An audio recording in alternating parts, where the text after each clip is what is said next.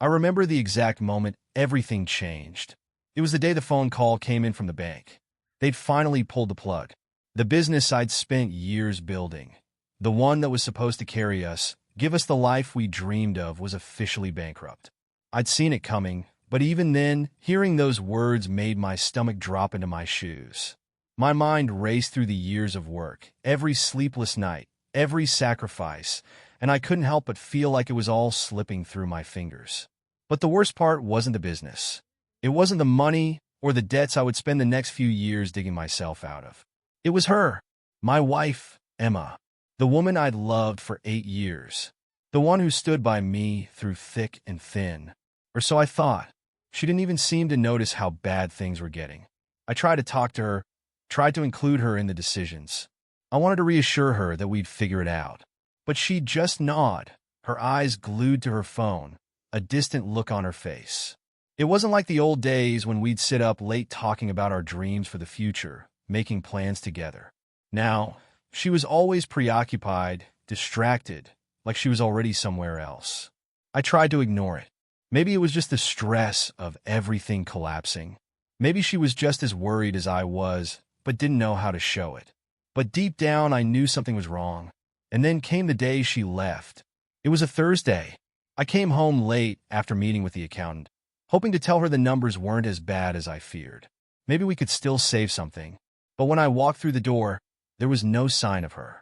Her coat wasn't on the rack, and her shoes weren't by the door.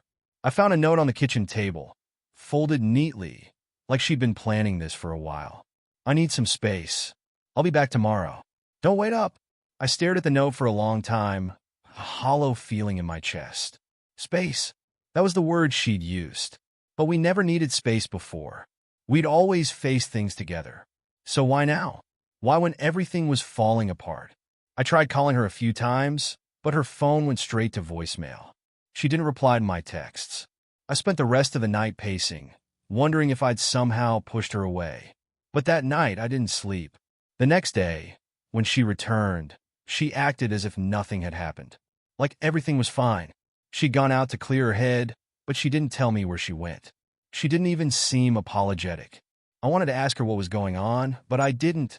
Part of me was afraid of what I might hear. Things didn't improve. If anything, they got worse. She became colder, more distant. She stopped talking to me about anything that mattered. The brief conversations we had felt forced, as though she was checking off a box. She'd smile, nod, say something polite, then retreat back into her phone or her room, as if I wasn't even there. I knew something was off, but I couldn't put my finger on it. It wasn't just the money. There was a growing sense of something darker, something that didn't have to do with the bills or the business. It was in the way she looked at me, or didn't look at me, in the way she left me on read for hours, even when I was asking her how her day had been, in the way she seemed to avoid being near me, as though I was some kind of inconvenience. And then there were the nights. I'd wake up in the middle of the night to find her gone from the bed. Sometimes she'd be in the living room, scrolling through her phone. Other times, I'd find her standing at the window, staring out into the darkness like she was waiting for something. It was like she was living in a different world, one I wasn't invited into. But the real turning point came on a Saturday afternoon, a week after she'd left that note. I decided to take action, take control of something, anything, because I couldn't just sit there, letting her slip away from me. I decided to follow her. I knew it was wrong. I knew that following her around, snooping through her things, was a violation of trust. But when the woman you married starts slipping through your fingers, when she becomes a stranger in your own house, you start to question everything. So I waited until she left that afternoon. She said she was going to run errands. And, for once, I didn't believe her. I grabbed my keys and got into the car, keeping my distance just enough to avoid being seen. My heart was pounding as I followed her across town. She didn't head to the grocery store. She didn't go to the pharmacy like she'd claimed. Instead, she turned into a parking garage, the kind that's tucked away in the back of the city, hidden from view. I parked a few spots away, trying to stay out of sight, trying to calm the adrenaline coursing through my veins. I watched her get out of the car and head into the building. I didn't know what I was expecting, but it certainly wasn't what I saw next. A man stepped out from the shadows of the building as she approached. He was tall, well-dressed in an expensive suit, and looked like someone who belonged in a world I'd never been a part of. The moment he saw her, he smiled, a knowing, confident smile. She didn't hesitate. She smiled back, a smile I hadn't seen in a long time. A real smile, not the polite, detached one she'd been giving me lately. I watched in disbelief as they exchanged a brief hug, one that lasted just a little too long. And then he kissed her. Not just a peck on the cheek either. This was a kiss that seemed to say things I wasn't supposed to hear. It was intimate, the kind of kiss you share with someone you're deeply involved with. And that's when it hit me. Everything I'd been feeling for the past few weeks, the distance, the coldness, the lies, wasn't just a result of stress or financial problems. She wasn't just avoiding me. She was with someone else. I felt like I stayed in the car for what felt like an eternity, watching Emma and the man walk into the building together. My heart raced. The anger, the disbelief, it was all bubbling up inside me, but I stayed frozen. My hands gripped the steering wheel so tightly my knuckles turned white. I didn't know what to do with myself. What the hell was going on? I'd always trusted her. Always. No matter how much life threw at us, whether it was the late nights, the debt, or the struggle to keep the business alive, I thought Emma was my person. I thought she'd always have my back. And now here she was kissing some other man, a man who looked like he was from a world I didn't even belong to. The kind of man who had power, money, and a presence that screamed wealth. A kind of power I'd only ever dreamed of. And what bothered me even more was how natural it all seemed to her. Like it was routine, like she'd done this before. I should have followed them inside, confronted her, grabbed her, shaken her, asked her why. But I didn't. I couldn't. Part of me was still in shock. Another part of me was terrified of what I might hear if I walked in there. What if she'd already left me in her heart long before the business collapsed? What if this was something that had been going on for longer than I could imagine? I tried to convince myself it was just a misunderstanding. Maybe this was some kind of business deal. Maybe he was just a client or a colleague. But deep down, I knew it wasn't true. I'd seen the way they looked at each other, the way he touched her. That wasn't a business kind of touch. It was something else entirely. I watched the clock on the dashboard tick away. It had been almost an hour since they disappeared into the building. I couldn't just sit there forever. I needed to know more. I wasn't about to walk in and confront them right there. That would have been a disaster. But I had to find out where she was going, what she was doing with him, and more importantly, who the hell this guy was. I made my way back to my apartment, my mind racing. As soon as I got home, I did what I should have done the moment I started having doubts. I started looking for answers. I pulled out her phone. I knew I didn't have the right to snoop through her messages, but at that point, I didn't care. There was a password, of course, but after years of being married, I knew how to get in. I felt dirty doing it, but it didn't matter anymore. I was looking for something, anything, that could explain what I'd seen. There were texts, lots of them, between her and this guy, whose name I still didn't know. But it wasn't the messages themselves that made my stomach twist. It was the tone, casual, familiar, almost affectionate. I can't wait to see you tonight. You looked amazing today, as always. Let's make it a night to remember. Everything is in place for the next step. I'll make sure you're taken care of. You know I will. I felt my pulse race. It wasn't just an affair. It was something deeper, something more organized, more deliberate. But the worst part? The last message she'd sent before I'd left the house that afternoon. I'm at the place. See you soon. The place. It was code. I knew it. It was something she hadn't bothered to hide, because in her mind, it wasn't even worth hiding anymore. I couldn't take it. I slammed her phone down on the counter, pacing back and forth like a caged animal. My chest felt tight. This wasn't just betrayal. This was a complete shattering of everything I thought I knew about her, about us. But I wasn't done yet. I needed to know who this man was. This other man who had taken my place, who had replaced me in her life. So, I did what any man in my position would do. I started digging. I spent the next few hours on the computer, searching every angle I could. The messages gave me a few leads, but they were vague. No real names, no clear answers. Just cryptic promises and coded words.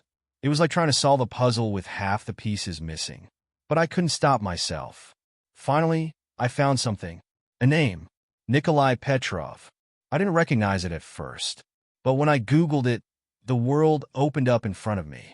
Nikolai Petrov wasn't just some random rich guy. He was a businessman, a billionaire with ties to several international corporations. The kind of man who owned private jets, yachts, and more real estate than I could ever fathom. I sat back, staring at the screen, a knot tightened in my stomach. What the hell was she doing with him? Was this what she wanted all along? Was I just a stepping stone in her path to something better, something bigger? Had she been using me as a launching pad to get to this world of power and privilege? I didn't know. I couldn't know for sure yet. But I knew one thing for certain. I had to confront her. Confront him. The next day, I decided to follow through. I couldn't keep living in this nightmare without getting some kind of answer. I waited until she was at the grocery store. She'd gone out to run errands again. And then I made my move. This time, I wasn't just going to sit back. I was going to take control. I got in the car, drove back to that parking garage where I'd first seen her with Nikolai. My hands were sweating on the wheel, my nerves on edge. I had no idea what I was going to find, but I knew one thing. I had to see it for myself. I had to know the truth. I parked a few spaces away, hiding behind a row of vehicles, and waited. My heart was in my throat as I watched the entrance to the building. I didn't want to be seen, but I had to know what was happening inside. Minutes passed. Then, finally, she appeared. Emma, walking out of the building, dressed in a long, elegant coat. She didn't look back, didn't seem to have any idea I was there. But I wasn't just watching her. I was watching them, and sure enough, a few seconds later, Nikolai stepped out from the shadows, looking just as powerful, just as polished as the first time I'd seen him. But this time, something was different. This time, they didn't just exchange a kiss. They were leaving together, hand in hand. The truth was as clear as the sun rising in the sky. And in that moment, my world shattered. I don't know how long I sat in the car, staring at them through the windshield, my mind racing with disbelief. The cold, hard truth was finally sinking in. Emma was not only having an affair, but she was involved with someone dangerous. Someone from a world I had no connection to, a world she'd never once shared with me. And it made me feel small, invisible. It was like I was standing on the edge of a cliff, looking down at a vast chasm. I couldn't even reach them, let alone understand what was happening between them. They walked toward his car, laughing, too caught up in their own world to notice me. I wanted to follow them, to scream at them, to pull her away from him. But I didn't. I sat there in my car, motionless, frozen by the fury that surged in my veins. I couldn't decide if I wanted to confront her right then or wait for the perfect moment. But in the end, it didn't matter. The decision was made for me. Nikolai opened the door of his sleek black sports car for Emma. The way she slipped into the passenger seat so effortlessly, like it was second nature, made something inside of me snap. I didn't want to be weak. I didn't want to let her think I was some fool who didn't see this coming. I wasn't going to sit here, watching them drive away together, knowing she was slipping deeper into his world. I slammed my fist against the steering wheel. My chest felt tight, and my throat burned. But I wasn't going to stay here, powerless. I wasn't going to let her leave me without a fight. I turned the key in the ignition and followed them. I don't know how I managed to keep my hand steady on the wheel, but I did. I kept a safe distance, making sure I wasn't too obvious. It felt like a game, like I was following them into an unknown territory.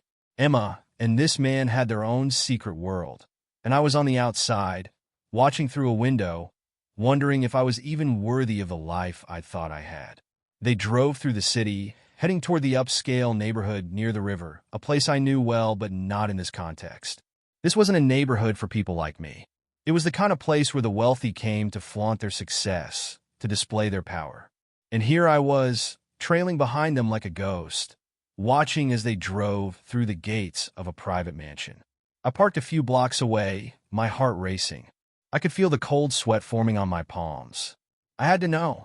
I couldn't just keep following them like some desperate fool. This was it. I stepped out of the car and walked toward the mansion. The stone walls loomed high, almost intimidating. There were no guards at the gate. Nothing overtly security-like, but I knew better than to think I wouldn't be noticed. The people in this world didn't just live behind walls. They controlled everything that happened beyond them. I made my way up the street, trying to stay low, trying to keep to the shadows. I was determined to see where they were going, to see if I could uncover anything else that might give me an explanation.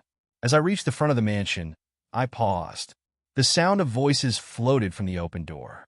Nikolai and Emma were inside. I didn't know what they were doing, but I knew they weren't just talking. I should have walked away. I should have turned around and gone home. But I couldn't. I crept closer to the house, moving around the side, trying to stay hidden. The windows were dark, but through the blinds, I could just make out figures moving inside. I could see their shadows. Emma and Nikolai. And then I saw it. Through a small crack in the blinds, I saw them in the living room. They were sitting close to each other, their hands intertwined. Nikolai was leaning in, whispering something to her, and Emma was laughing. Her laugh was soft, genuine, like she hadn't a care in the world. But it wasn't just the intimate gestures, the touch of her hand against his chest, that sent a cold shiver down my spine. It was the way they looked at each other, the way he looked at her, not like she was his lover, but like she was his possession, his world. He had control over her, and he knew it, and she didn't care. The worst part was that she seemed so at ease, so comfortable in this new life, this new identity. It wasn't just an affair. It wasn't some mistake or moment of weakness. This was a choice, a deliberate, conscious decision to leave me behind and walk into the arms of a man who had everything I could never provide. I had to get out of there. I had to leave before I did something I would regret. But I wasn't done yet. I couldn't just go back home and pretend like everything was normal. I needed answers. I needed to understand how this happened, why this happened. I turned away from the mansion and walked back to my car, my mind spinning. But as I got to the car, something caught my eye. A figure standing by the street, watching me. It was a man, tall, broad-shouldered, dressed in black. His face was obscured by a hood, but the cold, calculating way he stared at me sent a chill down my spine. He didn't look like someone who belonged to a normal world. He looked like someone who'd been watching me for a while. I felt the air thicken around me. I knew, in that moment, that I wasn't just dealing with Emma's betrayal. I was dealing with something much bigger. I had to leave. I had to get away before things escalated further. I couldn't shake the feeling that I was walking into something dangerous, something I had no control over. But I couldn't stop myself from looking back one last time. And there, standing in the doorway of the mansion, was Emma, looking directly at me. Her eyes didn't widen in shock. She didn't seem surprised at all. She just watched me, cold, detached, like she'd already made her choice. And then she closed the door behind her. The cold air bit at my skin as I sat in the car, watching Emma's silhouette fade into the mansion behind me. I couldn't move. I was paralyzed by the weight of everything that had just happened. The kiss, the intimate touches, the way she'd looked at him, the way he looked at her. But I knew I couldn't keep running from this. I couldn't sit in my car pretending like everything was okay while my whole life was crumbling around me. I had to face her. I had to confront the truth, no matter how brutal it was. I didn't want to go into that mansion. I didn't want to see her with him again, to know the full extent of her betrayal. But I couldn't stay in this limbo, torn between the man I thought I was and the stranger I was becoming. So, I got out of the car. Every step felt heavy, like I was walking towards something inevitable. I didn't know what I was hoping for. Maybe that I'd find an excuse for her, some way to explain it all. Maybe she'd come running to me, apologize, tell me she was just lost, just confused. But I knew better than to expect that. The kiss, the way she walked into the mansion with him, it all told me everything I needed to know. I reached the front door, hesitant at first, but then the anger took over. I wasn't going to beg her for answers. I wasn't going to let her hide behind her lies anymore. I rang the doorbell, my finger pressing the button harder than I intended. The sound of the chime echoed in the stillness, and for a moment I thought I might turn and run. But the door swung open before I could even decide what to do next. Standing in front of me was the last person I expected. It wasn't Emma. It was Nikolai. He stood there, tall and imposing, his expensive jacket draped perfectly over his shoulders. His eyes narrowed when he saw me. There was a coldness in his gaze that sent a shiver down my spine, but I wasn't backing down now. "What do you want?" he asked, his voice low, almost bored. I felt my fists clench at my sides, my mind racing with everything I wanted to say, everything I wanted to shout at him. But I couldn't let it all spill out. Not yet. I want to see Emma, I said, my voice steady despite the storm inside me. I need to talk to her. Nikolai didn't move at first, just looked at me like he was deciding whether or not I was worth his time. Then, without a word, he stepped aside, holding the door open just enough for me to slip past him. I didn't waste a second. I walked through the entryway, my eyes darting around the lavish surroundings. Marble floors, glass chandeliers, and art on the walls that screamed wealth and power. This was a world I didn't belong in. This was a world Emma had chosen over everything we'd built. And as I walked deeper into the house, I couldn't help but feel the sting of betrayal on every step. The house was eerily quiet, the kind of silence that made every sound seem louder than it was. I heard muffled voices coming from the other side of the hallway, and my heart skipped a beat. Emma was in there with him. I didn't knock. I didn't wait. I pushed open the door. What I saw in that moment will be burned into my memory for the rest of my life. Emma and Nikolai were sitting on the couch, their bodies pressed together, their faces inches apart. Emma's head was tilted slightly, her eyes locked on his with a gaze I hadn't seen in years, intense, passionate, familiar in a way that made my stomach turn. Nikolai's hand was resting on her thigh, a possessive, intimate gesture that made my blood boil. I froze in the doorway, my breath catching in my throat as I watched them. It felt like time had slowed to a crawl. My brain couldn't process what I was seeing. For a moment, they didn't notice me standing there. They were so caught up in each other, in their little world, that they didn't even hear me. Then, finally, Emma turned her head, her eyes meeting mine. For a split second, she looked surprised. But there was no guilt, no shame, just a flicker of recognition. And then it hit me like a wave. She didn't care. She didn't care about me. Not in the way I thought she did. Not in the way I'd loved her for all these years. It was like I was invisible.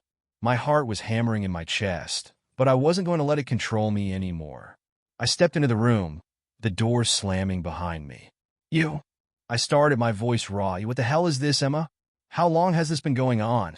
Emma slowly stood up, her hand brushing the side of her hair in a calm, practiced motion. She didn't seem surprised, didn't even look ashamed. James, she said, her tone cold but collected, like we were having some trivial conversation. This is Nikolai. You remember? Don't you? He's a friend of mine. Friend. I felt like I'd been slapped across the face. No, Emma, I spat, stepping forward. This isn't a friend. This is a betrayal. I saw you too. I saw you together. Don't pretend like I don't know what's going on here. Nikolai stood up then, towering over me, the quiet confidence in his eyes making my stomach twist. You should leave, he said, his voice calm but laced with authority. Now. I wasn't going to back down. Not now. Not after everything. I turned my gaze back to Emma, trying to hold it together, trying to make her understand. How could you do this to me, Emma?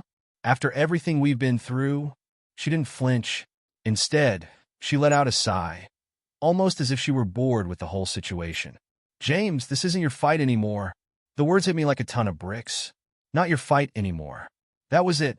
That was all I needed to hear. My voice broke, raw and full of hurt. Throw everything away, Emma. All of it. Throw away our life. Our years together. For him? For this? Do you have any idea what you've done? What I've sacrificed for you? Nikolai took a step closer, his eyes narrowing. You need to leave. Now. But I didn't listen. I couldn't. I walked closer to Emma, my eyes searching hers for something.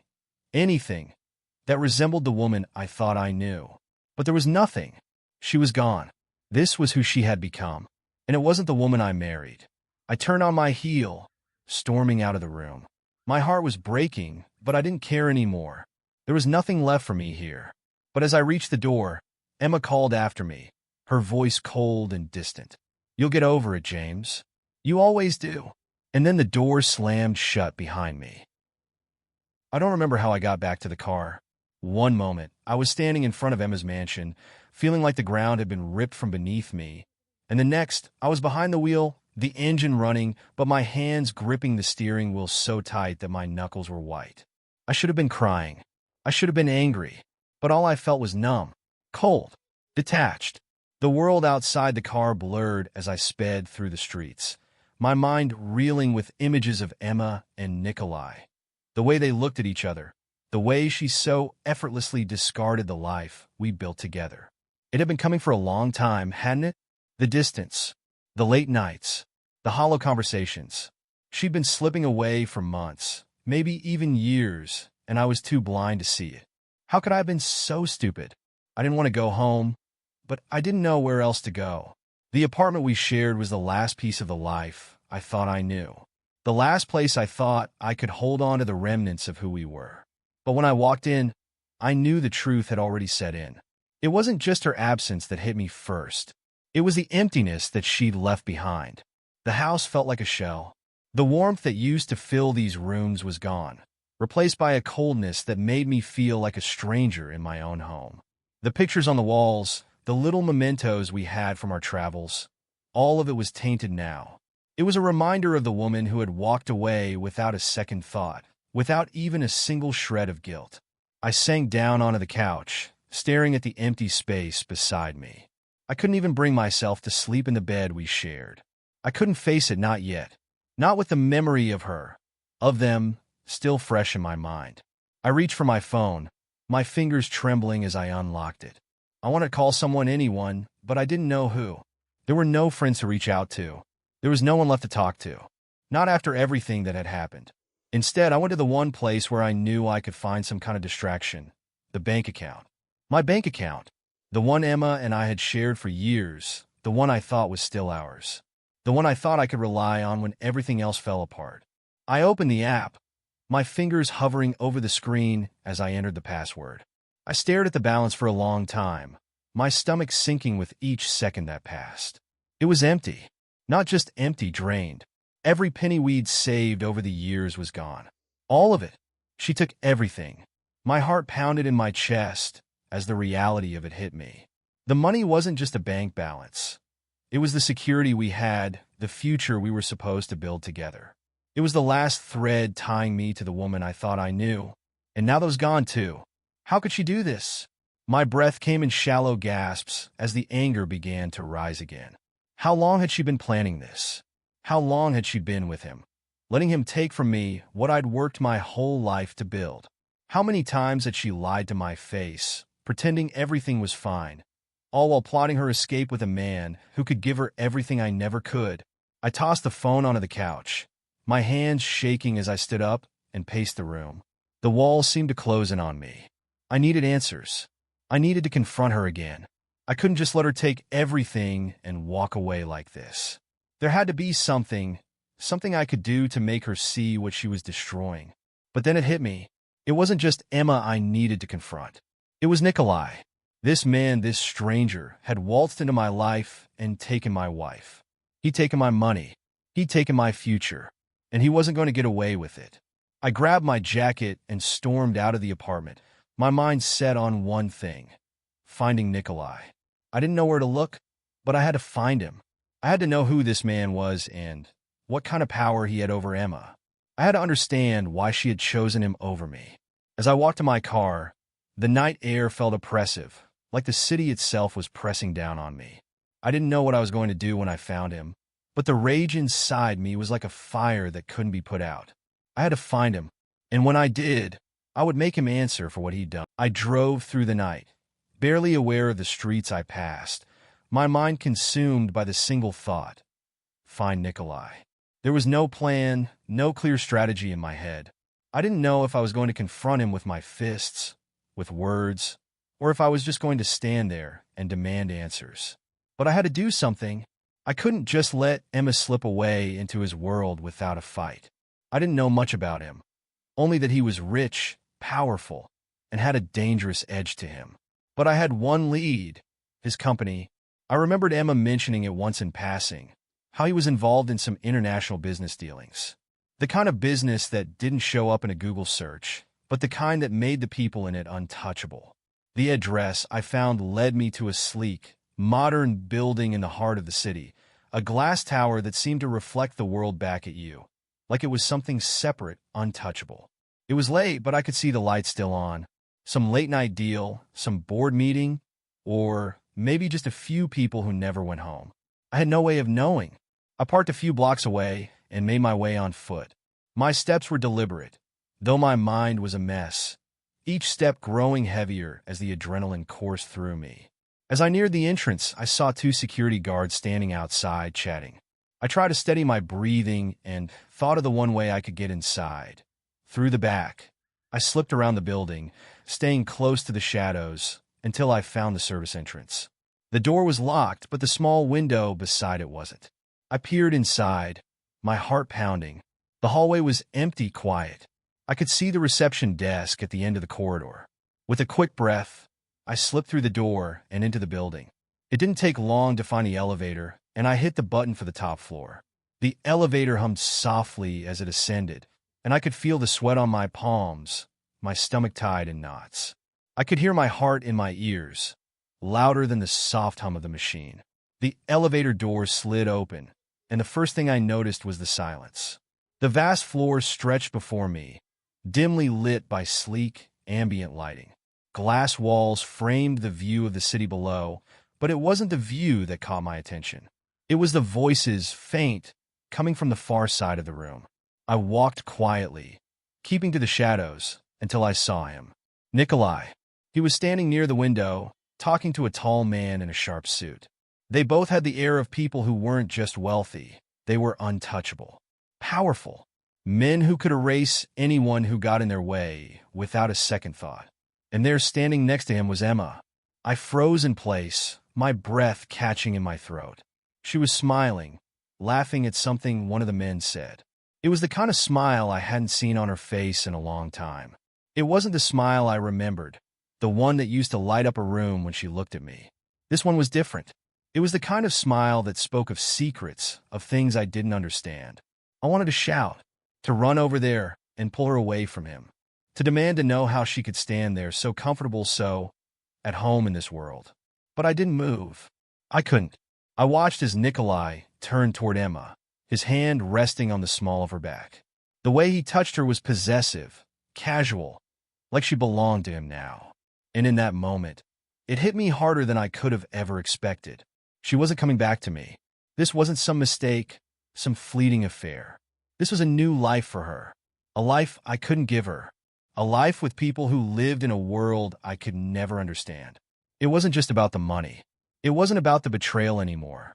It was about the fact that she had chosen something bigger, something more powerful than what we had. And no matter how much I tried to fight it, there was no place for me in that world. I took a step back, my mind spinning with everything I had just seen, with everything I had just lost. The anger inside me was a storm, but it wasn't enough to change anything. I was out of my depth in a world that didn't have room for a man like me. Before I could even think of turning around, I heard a voice behind me. "James!" I turned, my heart leaping into my throat. Standing in the doorway of the office was Emma. Her eyes were different now, cool, calculating, like she had already moved on. There was no regret in her expression. No apology. "You shouldn't be here," she said, her voice low but firm. I wanted to scream at her. I wanted to say everything I'd held back. To tell her how much she had destroyed me. To make her see the wreckage she had left in her wake. But I didn't. Instead, I just stared at her, trying to make sense of it all. How could you, Emma? After everything, how could you throw it all away for him? For this life? She didn't flinch. She didn't even blink. "Because it's the life I chose," she said, her words sharp, final. "I'm not the woman you married anymore, James. And you don't belong in this world." Her words cut deeper than anything I could have expected. And in that moment, I realized that I was no longer a part of her life. Not in the way I wanted to be. I had been replaced, not by someone better, but by something different. A different life, a different set of rules. Nikolai's voice interrupted my thoughts. "It's time for you to leave." I turned to see him standing there, his stance aggressive but calm, the same air of quiet menace that had been there the first time I saw him. He wasn't threatening me with words. He didn't need to. His very presence was enough to make it clear that I was out of my element. I didn't fight it. I walked past Emma, my mind spinning, my heart heavy with the weight of the truth. I was leaving here empty-handed. No answers, no resolution, just a broken man walking away from the life he once had. As I stepped into the elevator, the doors closed behind me, and the weight of it all crashed down. I had lost her, but I had also lost myself in the process. And as I drove away from the building, I couldn't help but wonder if I would ever truly